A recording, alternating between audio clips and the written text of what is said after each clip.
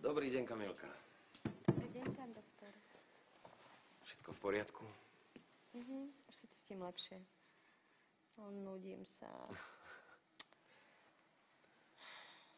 Nález sa nám žiaľ neupravil. Takže Serklas? Presne, ale čím skôr, tým lepšie. Co už?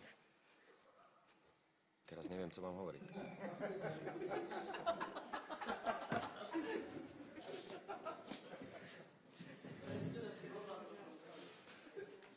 Nález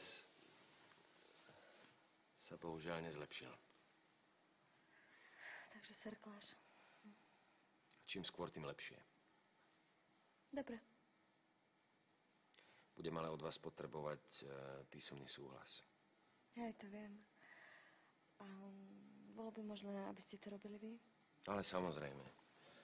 Ale ako som už bol býval spomínal, čím skôr, tým lepšie.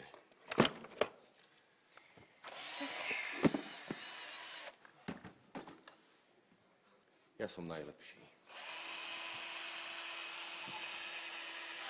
Ešte kúsok. Výborne. Musíte ísť hlbšie. Výborne. Dobre, tešilo ma. Aspoň im poviem na operačke, že si môžu poupratovať a ísť na kávu.